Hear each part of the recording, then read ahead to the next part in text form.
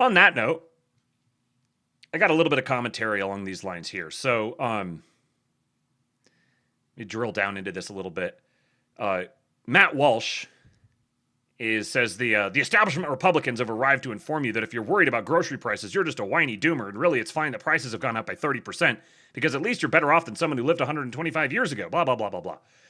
And Matt Forny said, hey, retard, while you're busy churning out over paying 5 cents more for milk, give me some concrete policy ideas for solving this supposed problem. Because right now, you're headed down the same retarded path of state-owned Mamdani marts. You see how this horseshoe comes together. Richard Darlington says, love your stuff, Forny, but this kind of shit makes you look like you're paid. He says, yeah, I'm the one being paid and not Matt Walsh, who is straight up lying that groceries are 30% more expensive. They obviously are not. The only thing that's significantly more expensive is beef, but that's been a problem for years. And Irrational Basis says COVID fucked up grocery prices, but this has been the case since Biden was president, but now it's becoming a talking point suddenly. And what's the solution these people present? Price controls? What can realistically get grocery prices down fast enough to benefit politically? The answer is nothing short of price controls or increased food stamps. Any solution realistically will work gradually and allow food prices to become cheaper over time. This is exactly it. If you want the emergency fix everything button, the emergency fix everything button breaks more things than it fixes. The only solution is to allow these things to work their way out, primarily through wage growth. That's the problem. You naturally want things to get a little bit more expensive over time. You want that continued inflation. You want a small bit of it under the current system for the duration of the present system. What you need wages to keep up with that, and they haven't. Wages have been artificially depressed. So you have to take the depressive effects away and allow wages to climb, and then you also invest in the things that make the wages climb faster. But this doesn't happen overnight. It's not going to happen in 18 months. You're not going to fix what was fucked up for a century in 18 months. You're going to look for indicators like this that it's coming.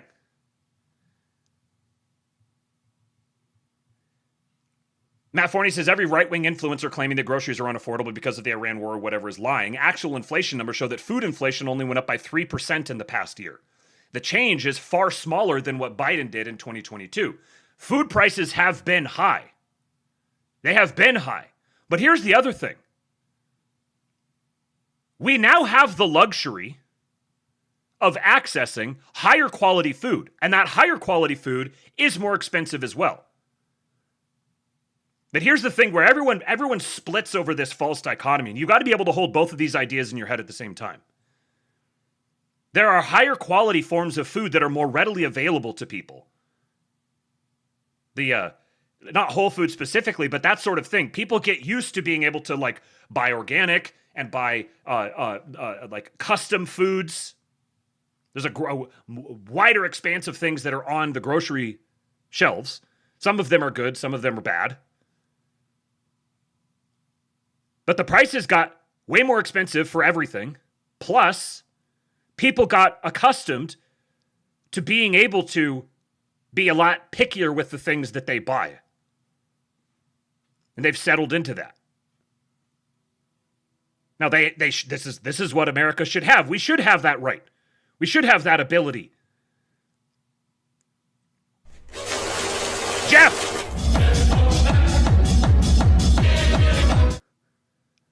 I'm worth 10,000 burritos. I'll take my top-notch Foyd now. How do we get arguing about burritos, by the way?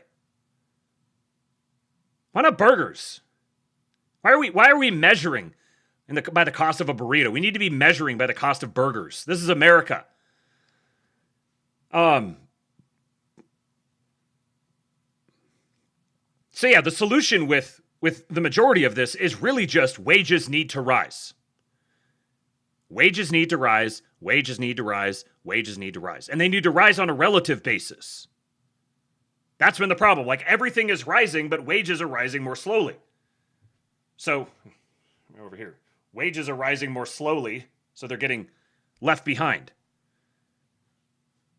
So what you need is everything else to rise less quickly, which it has, actual inflation numbers, food inflation only went up by 3% in the past year. So that's being slowed back down while wages are being pulled up. But this is not going to happen immediately. You can't sit around and wait for this to happen and then be like, okay, now I can stop complaining about it. Beef prices have been fucked for a while. You can't fix that overnight. The Iran war is not moving the needle on that at all. This guy says that would explain it. These influencers eat steak every meal, so they think grocery prices are going up when they're not. Which, honestly, like, I don't think that this, like, I think they should be eating steak every meal. I think they should be eating robust amounts of beef. But if you're eating robust amounts of beef and the beef market got fucked by Biden and those things can only be changed through the life cycles of cows, then yeah, there's nothing you can do to lower the price of beef or to accommodate the downstream effects of the increased price of beef. Apart from wage growth. Chimichangas are by far the superior American food. It has been mothballed by the deep state for making authentic Mexican cuisine obsolete. Chimichangas. Chimichangas were mothballed by the deep state for making authentic Mexican cuisine obsolete. That's great. That's great.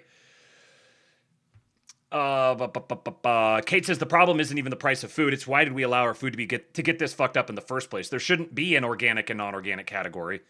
All our food should be organic, like it has throughout all of history before we decided to prioritize shelf stability over human health. Very good point. Very good point. You think about this. When, my mind just went a whole bunch of different places. So, with the mass introduction of robots, as over the next couple of decades, we get used to the existence of a modern day programmable slave class that works for us. We're talking about decentralizing the grid, decentralizing communications platforms. What about decentralizing food production? Having a robot that's programmed to manage your farm for you.